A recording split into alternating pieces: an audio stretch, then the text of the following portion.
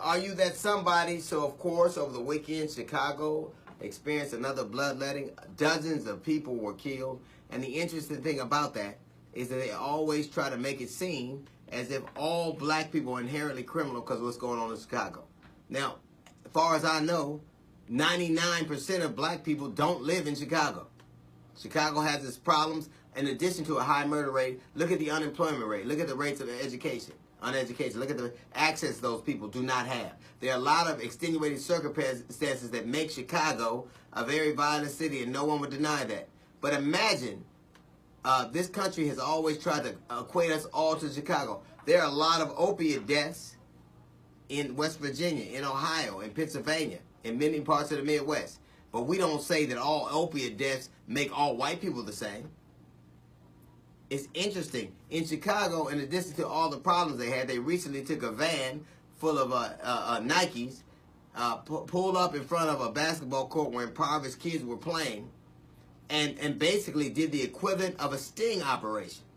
Now, if you give somebody who's hungry, an opportunity to steal some bread, or thirsty, an opportunity to steal some water, or feeling left out, an opportunity to steal some material goods, they're going to do it.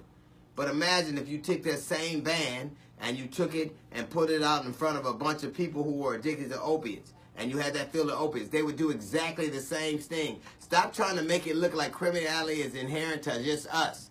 Anybody in those situations would do what they do. Crime is not about crime. It's not about color. It's not about hue. It's not about religion. It's not about race. It is about poverty.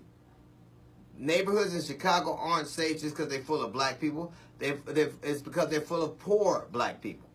That is the difference. You know, oftentimes in America, it would be easier for a lot of people if we were afforded the same opportunities and protections that animals that you hunt are. You know, there are certain things you can't do to animals that you hunt. You can't hunt them on Sundays. You can't hunt them next to their home. You can only take a certain number of them. You can't kill the very young, and you can't kill the females because you want the species to exist. And if you do any of those things, other hunters will tell on you. They will tell on you because they want to keep hunting, and they believe they want to play by the rules. So if you did any of those things, they would tell on you. You know what else you can't do? You can't bait them. You can't trick them. In other words, you can't entrap them. You can't take a white-tailed deer and throw a coin out and then shoot it when it comes to get it. Any more than you can entrap impoverished people by putting a van out in front of them with something they like and arresting them because they take that. You can't do to animals that it's okay that you hunt the same thing you do to impoverished youth, black youth in America. You couldn't do it. And if you did do it, people would tell on you. If you did it, people would say, you know what, that's not fair. You can't drag net to get fish. You can't use dynamite. There's certain things you can't do. Isn't it a shame that in America, you can do more to young black youths than you can to white-tailed deer?